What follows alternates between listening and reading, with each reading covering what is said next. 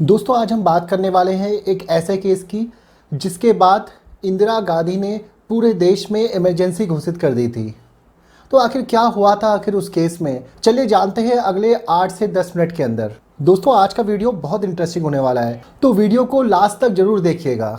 दोस्तों एक अदालत है और उसमें एक देश का प्रधानमंत्री पेश होने वाला है। अब देखिए कोर्ट के अंदर के माहौल के हिसाब से बात करें तो जज के आने पर सभी लोग खड़े हो जाते हैं, परंतु अगर एक देश का प्रधानमंत्री उसी कोर्ट रूम में आ जाए तो क्या होगा। बेशक एक प्रधानमंत्री के सम्मान में सभी लोग खड़े जरूर होंगे, परंतु सोचिए एक ऐसा कोर्ट था जहां पे प्रधानमंत्री कटघरे में बुलाए जाते हैं और उस कोर्ट का जज साफ कह देता है कि किसी को भी पीएम के आने पर उठने की जरूरत नहीं है। कोर्ट में मौजूद सभी सदस्य न्यायाधीश की कुर्सी के लिए ही खड़े उठेंगे, क्योंकि न्यायालय के अंदर न्यायाधीश की कुर्सी सबसे बड़ी होती है और होता भी ऐसी है। प्रधानमंत्री के कोर्ट रूम पर आने पर कोई भी अपनी जगह से खड़ा नहीं होता है। इसके साथ ही जज ये भी आदेश देते हैं कि प्रधानमंत्री की गरिमा को देखते हुए उनकी कुर्सी थोड़ी ऊपर लगाई जाएगी, परंतु उनकी कुर्सी जज के बराबर में नहीं रखी जाएगी। दोस्तों यहाँ पर मैं बात कर रहा हूँ भारत देश की प्रधानमंत्री इंदिरा गांधी पर चले एक ऐसे केस के बारे में जो बहुत ज्यादा चर्चित रहा और कहा जाता है कि इसी केस के बाद प्रधानमंत्री ने पूरे देश में इमरजेंसी लगा दी थी। चलिए दोस्तों जानते हैं उस केस में ऐसा क्या हुआ था।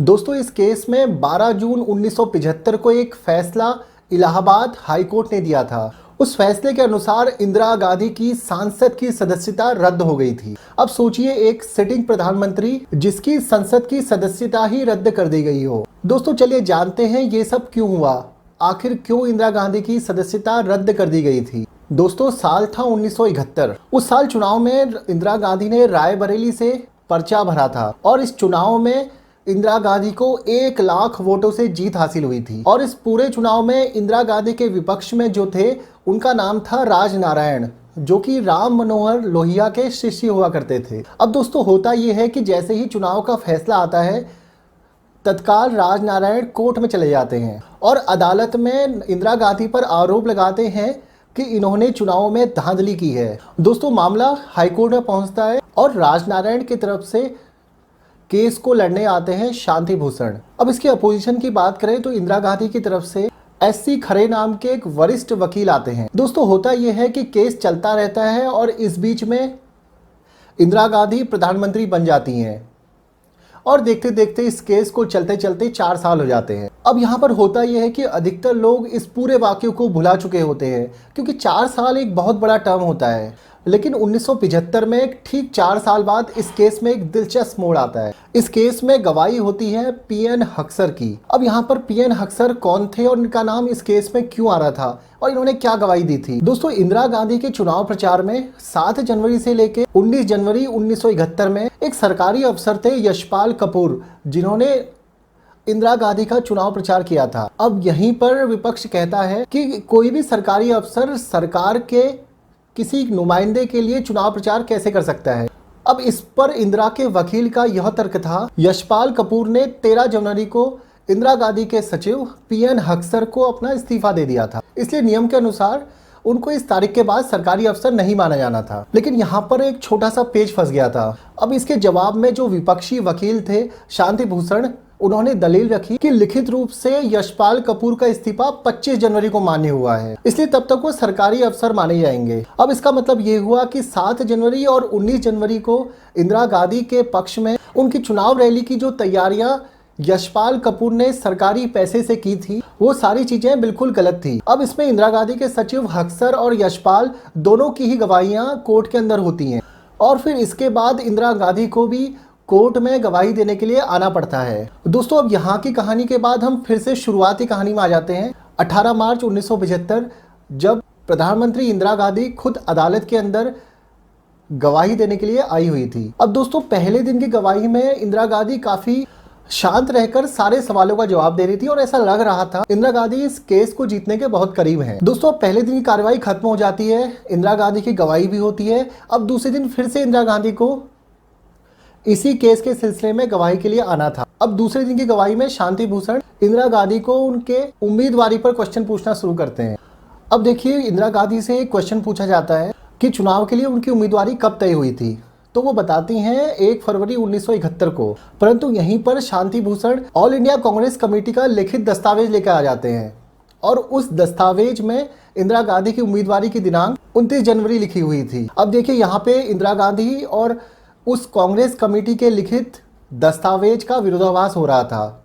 इस पर इंदिरा गांधी कहती हैं कि उन्हें इस तरह की लीगल भाषाएं समझ नहीं आ रही हैं। अब होता यह है कि अगले दिन की अखबार की सुर्खियां बन जाती हैं कि देश के प्रधानमंत्री को लीगल बातें समझ ही नहीं आती है और यहीं से इंदिरा गांधी का केस कमजोर होना शुरू होता है। अब इसी तरह एक दिन और इंदिरा गांधी की गवाही होती है और इसके बाद 2 से 3 दिन तक लगातार कार्रवाई चलती रहती है। दोस्तों, अब अगले 2 महीने तक अदालत में इस पूरे मामले पर जिरह चलती है। इंदिरा के करीबियों को धीरे धीरे पता लगने लगता है कि यह केस इंदिरा गांधी के विरुद्ध जा रहा है। अब देखिए, कोई भी केस अगर किसी बहुत बड़े राजनेता के विरुद्ध जा रहा होता है तो सबसे ज्यादा दबाव आता है उस केस के जज के ऊपर, और इस केस के जज थे जस्टिस सिन्हा।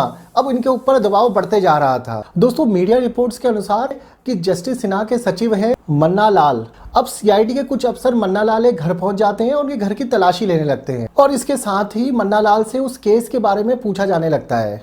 अब ये 1 या 2 बार नहीं है, बार बार होने लगता है और लगातार होने लगता है। इसलिए मन्ना लाल अपनी पत्नी को भेज देते हैं मायके और खुद चले जाते हैं जस्टिस सिन्हा के घर में रुकने के लिए। अब देखिए, इस पूरे केस में जस्टिस सिन्हा और उनके सचिव मन्ना लाल साथ ही रह रहे हैं। इसके बाद आता है दबाव का दूसरा फेज। अब होता यह है कि जस्टिस सिन्हा के घर में नेताओं के जमावड़े लगने शुरू हो जाते हैं। अब जस्टिस सिन्हा इसके लिए गजब की तरकीब निकालते हैं। वो करते यह है कि बाहर जाकर अपने गेट का ताला लगा देते हैं और अंदर एक कमरे में मन्ना लाल के साथ बैठ जाते हैं और अपने वॉचमैन को बता देते हैं कि अगर कोई पूछे कि जस्टिस साहब कहाँ हैं तो बोल देना वो अपने घर इंदौर गए हुए हैं। अब इसके बाद होता यह है कि कोई भी अगर जस्टिस सिन्हा के घर पर आता है तो उसे यही जवाब मिलता है कि साहब इंदौर गए हुए हैं। दोस्तों, इस वाक्य के बाद कई और भी वाक्य ऐसे होते रहते हैं। चलिए एक और वाक्य की बात करते हैं। अब देखिए, जस्टिस सिन्हा पर इतना ज़्यादा प्रेशर पड़ रहा था, ये हमें पता चलता है शांति भूषण की एक किताब से। शांति भूषण अपनी किताब में लिखते हैं, जब ये केस की सुनवाई चल रही थी और इसमें अंतिम फैसला आना था, उससे ठीक 2 या 3 दिन पहले इलाहाबाद कोर्ट के चीफ जस्टिस DS माथुर ने जस्टिस सिन्हा के साथ मुलाकात की। अब यहाँ पे DS माथुर ने जस्टिस सिन्हा को बताया कि जल्द ही उन्हें इस केस के बाद हिमाचल प्रदेश के उच्च न्यायालय में मुख्य न्यायाधीश का पद मिलने वाला है और जैसे ही इंदिरा गांधी के केस का फैसला आएगा उन्हें चीफ जस्टिस बना दिया जाएगा। अब इस पर जस्टिस सिन्हा उन्हें कोई जवाब नहीं देते हैं। इसके बाद भी जस्टिस सिन्हा पर कई बार प्रेशर डाला जाता है। जस्टिस सिन्हा 7 जून तक अपना फैसला सुरक्षित रख लेते हैं। इसी बीच उनको एक फोन आता है और उसमें उनसे कहा जाता है कि होम मिनिस्ट्री चाहती है कि फैसला जुलाई तक सुरक्षित रख लिया जाए। अब देखिए, जस्टिस सिन्हा यहाँ पर इस बात पर भी नहीं झुकते हैं और अपने रजिस्ट्रार को सीधे सीधे कह देते हैं कि फैसला तो कुछ ही दिनों में आएगा और यह दोनों पक्षों को बता दिया जाए। और होता भी यही है। 12 जून 1975 को फैसला आ जाता है। दोस्तों, सुबह के ठीक 10 बजे जस्टिस सिन्हा ने 258 पेजों का फैसला सुनाया और इस फैसले के तहत इंदिरा गांधी की सांसदी निरस्त कर दी गई थी। अब जस्टिस सिन्हा जानते थे कि इंदिरा गांधी इस फैसले के लिए सुप्रीम कोर्ट में जाएगी, इसलिए उन्होंने फैसले के क्रियान्वयन के लिए कुछ दिन का स्टे लगा दिया। अब देखिए, इस फैसले का असर ये होता है कि विपक्षी दल राष्ट्रपति के पास पहुंच जाते हैं प्रधानमंत्री को पद से हटाने के लिए और तत्कालीन प्रधानमंत्री इंदिरा गांधी इस फैसले के आने के ठीक 13 दिन बाद पूरे देश में इमरजेंसी लागू कर देती हैं। हालांकि इमरजेंसी लगाने के कुछ और कारण भी थे, जैसे जयप्रकाश नारायण का उन दिनों आंदोलन चल रहा था, जॉर्ज फर्नांडिस के नेतृत्व में रेलवे की हड़ताल भी चल रही थी और ऐसे ही कई वाक्य उस समय लगातार चल ही रहे थे। परंतु इस पूरे वाक्य पर बहुत से जानकारों का कहना है कि इमरजेंसी लगने का सबसे बड़ा कारण था इंदिरा गांधी की सांसदी जाना और इस फैसले ने इंदिरा गांधी की सत्ता को खतरे में डाल दिया था। दोस्तों, इस केस को लड़ने वाले शांति भूषण बाद में जनता दल की सरकार बनती है और वो कानून मंत्री रहते हैं। राजनारायण, जिन्होंने इंदिरा के खिलाफ केस लड़ा था, वो एक बार फिर से इंदिरा के खिलाफ चुनाव में उतरते हैं और उस केस के जज जस्टिस सिन्हा अपना काम करते रहते हैं और साल 1982 में वे रिटायर हो जाते हैं। दोस्तों, आज के वीडियो में इतना ही। ऐसी ही वीडियोस को देखते रहने के लिए चैनल को लाइक, शेयर और सब्सक्राइब जरूर कीजिए। मिलता हूं आपसे नेक्स्ट वीडियो में, तब तक अपना ख्याल रखिए। धन्यवाद।